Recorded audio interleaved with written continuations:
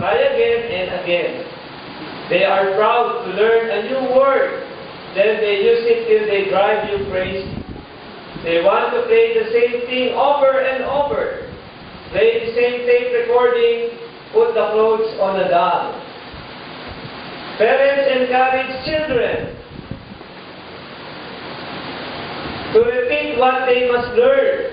Drill, math, facts, spelling, reading, piano. They get tired but are encouraged them because that's how they learn.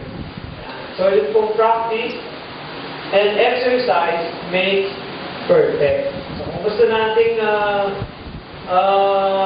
umunlad physically, talaga kailangan natin mag-practice at mag-exercise. Okay?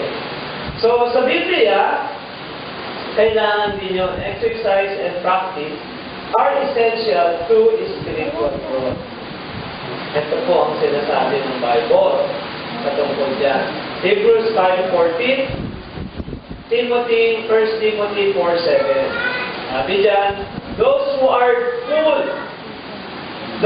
of full age by reason of use have their senses exercised to discern both good and evil. Growth requires exercise as well as nourishment. 1 Timothy 4:7, exercise yourself toward godliness. Ayan. Kaya po tayo, no, katulad ng ating katawan, yung ating espiritu po ay kailangan din regular exercise and practice. Kung gusto mong magturo sa Sunday school, kailangan mag-practice ka ng pagtuturo. Ha? Turuan mo yung mga anak mo. Mag-lead ka ng home Bible study. Magbasa ka ng Bible. Ha? Ulit-ulitin mong gawin yun. And you will learn to teach. Gusto mong mag-lead ng singing? Mag-practice ka ng mga kanta sa bahay. No? Umawit ka, kasama mo yung pamilya mo. Mag-lead ka kapag mayroong gawain sa church. Gusto mong maunawaan ng Bible? Basahin mo. Mag-practice ka, magbasa ka. Mag-aralan mo. Ibahagi mo ito sa iba. I-build mo yung sarili mo. I-memorize mo. Saliksikin mo. At maunawaan mo yan. At maituturo mo. Okay? Mga anak natin, kapag tinuturuan natin sila, minsan naiinis tayo, hindi ba? Minsan naiinis tayo kasi parang ang bagal-bagal kung matuto nitong anak ko. Okay? So, kailangan po natin pagtsagaan. Kailangan natin i-encourage sila. So, ganoon din po sa ating buhay spiritual. Tayong mga mature, tayong mga matatanda, sanayin natin, i-encourage natin yung mga bata. Turuan natin sila, pagtsagaan natin sila. Para sila ay lumago ang kanilang buhay. Okay, yung pong panghuli, time and patience. Time and patience. Alam niyo po, ang paglago ng isang tao, ano mang uri ng paglago yan man ay physical, spiritual, mental, emotional. Kinakailangan po yan ng oras at pasensya. Okay? So, anong dapat nating tandaan? Don't expect to reach your goal overnight. Meron ba kayong nakita na isang baby, pagkaluwal sa tiyan ng kanyang nanay, gumapang na siya, tapos mga ilang metro, nagsimula na siyang gumapang, silang metro naglalakad na, Ako sila Metro, naglalaro na. O sila Metro, nagluluto na siya. Meron bang gano'n? Wala. Diba? It takes time. It takes time ang paglago ng isang bata. Hindi po biglaan ang paglago. So, hindi instant ang paglago ng isang baby. So, una-una, pagkapanganak nila, maliit na yan. Pwede mo pakilagay yan sa basket. No? Tapos, unti-unti, lumalaki na yan, bili ka ng damit, buwan-buwan, palit ka ng palit ng damit. And then, eventually, yung mga damit na ng mga kapatid nila, sinusuot na nila. And then later on, yung damit mo na ang sinusuot. At minsan, mas malaki na, o mas malalaking damit na ang kailangan nila. But it takes time. It takes time. So, kailangan po ng oras ng paglago ng bata. Minsan yung mga bata, ano sila? Impatient sila. No? Ang sabi nila, bata-bata. Gusto ko, ano na ako? Gusto ko manligaw na ako eh. Bata-bata ako pa. Take your time. It will come soon enough. Diba? Meron pa yung mga nakikita mga 12 anyos pa lang, tinuturuan na ng manligaw. Meron ng sweetheart. Kaya 13 anyos, buntis na. Nangyayari po yan. So, napapabilis yung hindi dapat na proseso ng napapabilis. Pero naman, ang bagal naman nito. Tagal ko nang tinuturuan na ganito. Ang bagal naman. Meron naman, impatient naman tayo sa paglago o pag-unlad ng isang tao. So, ganun po. Katulad din po sa ating spiritual na pamumuhay.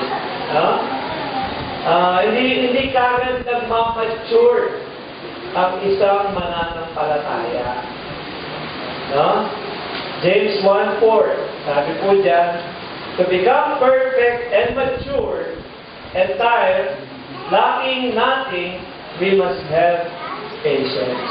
So, kailangan po ng pasensya. Kailangan po ng oras para tayo ay maging ganap. Para po tayo ay makarating dun sa ninanais ng Diyos sa atin. Some newborn Christians want to know everything and do everything right away. They may not be willing to take the time to study and develop ability, yet they want to be just like the mature members and want other members to treat them with the same respect that they do mature members before they have taken time to grow. Sometimes older members are impatient with new members. They don't understand why new converts have trouble with some basic concepts. Then sometimes these new members explain, I never was really taught what the Bible said before. They have no background. So, minsan tayo naiinit tayo sa paglago ng mga kapatid natin. Naiinit tayo. Paano sila lalago? Hindi naman natin sila dito. Wala naman tayo ginagawa. So, kung gusto natin lumago, yung mga kapatid natin, tulungan natin sila na lumago. Okay? Sakripisyo tayo para sa kanila. Para makita natin sila na lumago sila.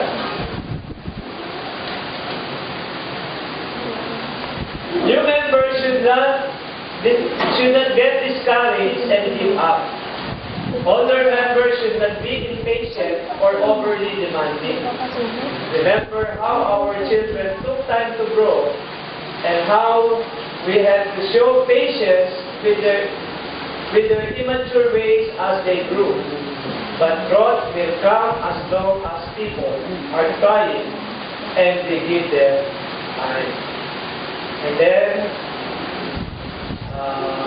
natapos na po tayo. Don't become discouraged by mistakes and rebukes. Alam din natin ang mga bata ay nakakagawa ng mga hindi tama. Madalas, kapag mali sila, tinuturuan natin sila. Okay? So, yung bata na natutong maglakad, sa una, nadadapa muna yan. Yung bata na bago makapagsalita ng diretso, bulol muna yan sa umpisa.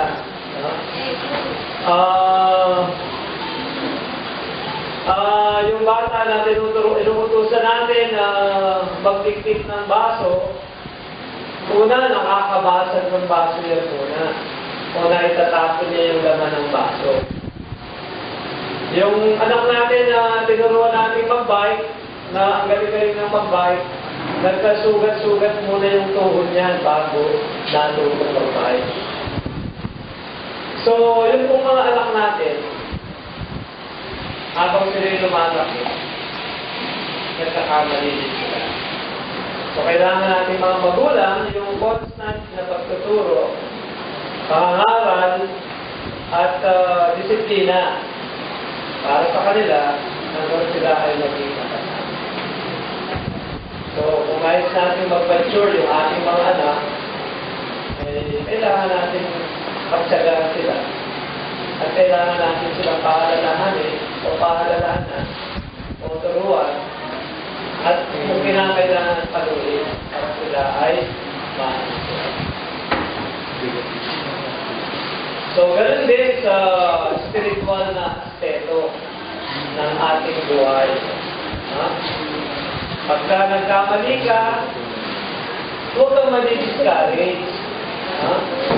Pagka ikaw ay nakagawa ng kasalanan, huwag kang susuko kagad. Okay, marami po mga Bible characters na nagkasala po at matindi yung kasalanan. At sila po ay pinagtsagaan, itinuwid sa kanilang pagkakasala. At sila po yung mga naging kilalang mga mananampalataya sa ating kapanahonan. Sino po yun? Ayan. Kasama na dyan si Moises. Si Moises, nung siya'y tawagin ng Diyos, ang dami niyang excuses. Sabi ng Diyos sa kanya, "Oy Moises, pamunuan mo nga yung bayang Israel at ilabas mo sila sa Ehipto sa pagkakaalipin." Si Moises hindi sumunod kagad niya. Ang dami niyang excuses. Pero later on, sumunod din po siya. Si David naman, nagkasala yan ng adultery and murder kay Bathsheba sa asawa niya. Pero nirebuke siya ni Nathan. At sino po ba si David na yun? Kilala natin. Siya po yung tinatawag na a man after God's heart.